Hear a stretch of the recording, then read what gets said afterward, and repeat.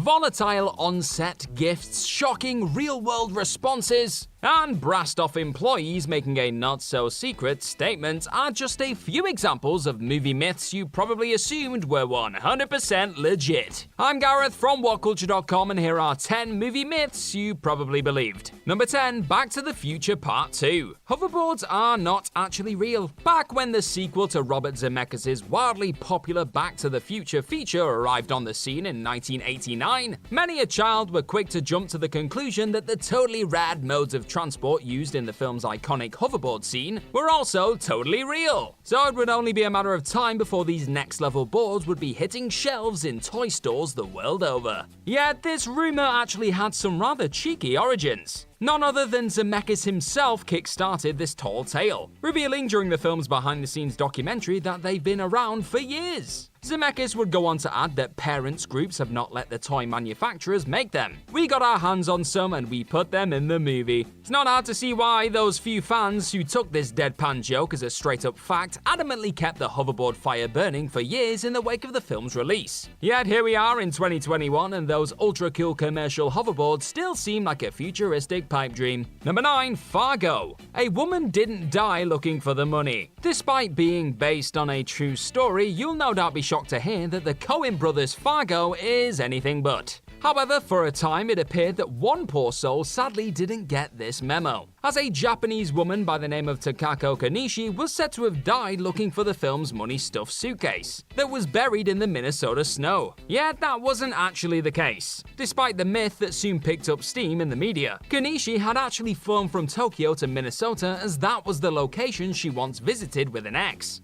And her decision to go there in the first place came on the back of the depression she was experiencing after losing her job. She then soon decided to commit suicide in a snowdrift after downing 2 bottles of champagne. Not even the fact she left a suicide note could keep this myth from living on, with the tale even going on to inspire a 2014 feature by the name of Kumiko the Treasure Hunter, which focuses on a Japanese girl on the hunt for that very same Fargo treasure. Number 8. The Incredibles. Edna Mode isn't based on Edith Head. Brad Bird isn't just the mighty talented director behind some of the finest animated features ever to grace the big screen, with credits such as The Iron Giant and The Incredibles to his name. He's also the voice of one of the latter film's most loved characters, superhero fashion designer Edna Mode. Yet from the second Bird breathed life into this diminutive tornado of passion, people started to jump to what appeared to be a fairly obvious conclusion. That being that the character was based on 8-time Academy Award-winning costume designer Edith Head. I mean, the resemblance is a little uncanny, you have to admit. But that wasn't actually the case, as Bird himself denied this myth on Twitter in 2013, going on record to state, "No, people from many countries, 27 and counting, were convinced I based E on a local icon." When asked, is Edna Mode really Edith Head? So you heard it straight from the Mode's mouth. Not only is there no capes, but there's also no sign of head in this character's origins. Number 7. Suicide Squad. Jared Leto didn't actually gift Margot Robbie a dead rat. A lot was made of Jared Leto's fierce commitment to the role of the Joker in David Ayer's ill-fated Suicide Squad feature in 2016. On top of the star's performance largely being left on the cutting room floor, Leto was said to have taken things a little too far when it came to sending his co-stars gifts, while still immersed in the character of the clown prince of crime. One particularly disturbing story doing the rounds revolved around Leto sending Margot Robbie a dead rat mid-shoot. As Leto would later clarify, he didn't actually send the Harley Quinn actor a deceased rodent, stating in February, "It's also interesting how this stuff all takes on a life of its own. But I never gave Margot Robbie a dead rat, that's just not true." The Oscar winner would go on to reveal that he actually gifted her a great deal of vegan cinnamon buns whilst working with Robbie. There is still a sliver of truth to this whole ordeal, however, with Robbie confessing back in 2016 that the rat was very much sent to her, though it was in fact alive at the point of delivery. Much better. Number 6. The Little Mermaid. A disgruntled employee didn't intentionally sabotage the poster. Stories of tired, bored, and just plain juvenile animators apparently sneaking inappropriate designs into some of our favorite childhood movies have been around seemingly since the beginning of cinema itself. Yet more often than not, these tales are proven to be false later down the line. And that also applies to a rather suggestive looking object that snuck onto the poster for none other than the Little Mermaid. On the back of the feature being released on VHS, I know, remember them? A rumor began to spread that what appeared to be a penis had been purposely drawn into the castle backdrop behind the main characters. This was said to have been a reaction from a disgruntled employee, who acted out after hearing they would be fired after the project had concluded. This was far from the case though, as the artists themselves admitted that the design was the result of a rushed attempt to get the job done on time, with most of the drawing coming at about 4 in the morning. It was also said that they only became aware of the unfortunately shaped tower when a member of their youth church informed them about the rumor. Number 5. MGM. The lion didn't actually kill anyone. Speaking of stories that seem to have been circulating since the beginning of cinema itself, here we have the tale of a crew and apparently a lion that bit off a little bit more than they could chew. In the years before Leo the Lion became the go-to guy for MGM's legendary moving and roaring logo, a cat by the name of Slat occupied this prestigious role. But he also occupied a place in cinema infamy, thanks to a myth that many took as fact as the years rolled by. It was said that Slat actually killed his trainer and a pair of assistants around the time of shooting this then silent performance. Yet, judging from the fact that said trainer, Volney Pfeiffer, outlived the imposing cat and even had the lion buried on his estate after his death in 1936, any hope of this intense story being legit appears to be non-existent at best. Just to clarify,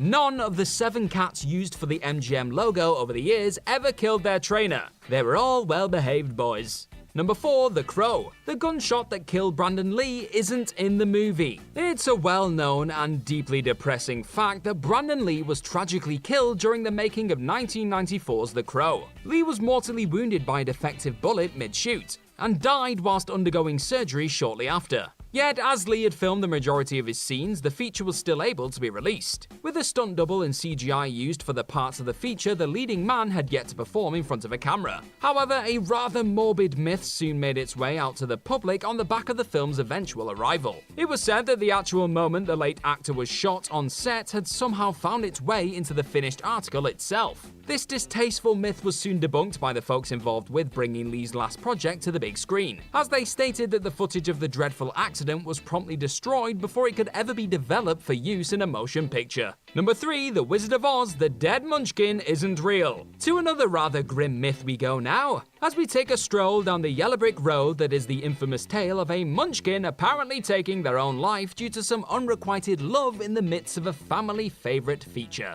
Everyone likely remembers the moment they stumbled upon this particularly grisly legend, and you've probably already gone out of your way to pause this very moment during one of your many rewatches of the out-and-out classic that is The Wizard of Oz. Yet there's one rather vital piece of information that renders this age-old myth entirely false. The munchkins in question hadn't even been hired at the time of shooting this specific scene. On top of this, in later editions of the film that were polished and freshened up for modern screens, it has become increasingly clearer that this was anything but an actor dangling from a tree. Instead, the shadowy figure resembles something much closer to a large bird that was roaming around set on the day, backed up by the fact that a number of feathered creatures were borrowed from the Los Angeles Zoo for the shoot. Number 2. The Dark Knight. Heath Ledger didn't drive himself mad playing the Joker. There's no questioning the fact that Heath Ledger managed to masterfully capture the chaotic madness of the infamous Clown Prince of Crime during Christopher Nolan's outstanding The Dark Knight feature.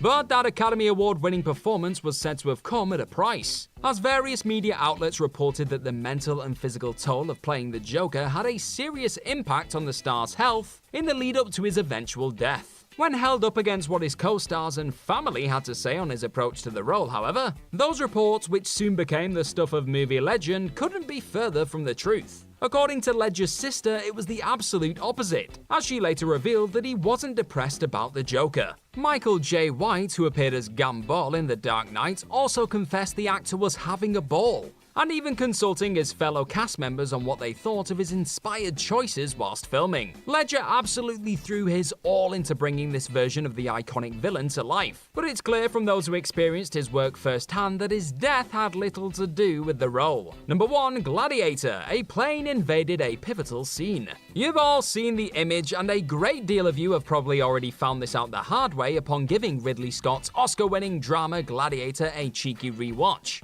and a skillful pause at one point or another. But in case you haven't, we've got a little bit of bad news for you. There isn't actually a plane hovering around in the background during Maximus's epic "Are you not entertained?" speech. This frequently accepted myth made its way into many a mind a couple of years ago on the back of a YouTube video opting to use an image of Russell Crowe's leading character roaring in front of a crowd, with the vehicle photoshopped into the background. It was so damn realistic that many people were convinced they'd completely overlooked the mistake during their previous watches of the bona fide classic. However, one quick skim through the scene in question reveals that the editing crew behind the project hadn't completely missed a piece of technology that would have been a little out of place during Roman times. This was merely a cheeky tactic to sell a video, but one that tricked a great deal of film fans all the same.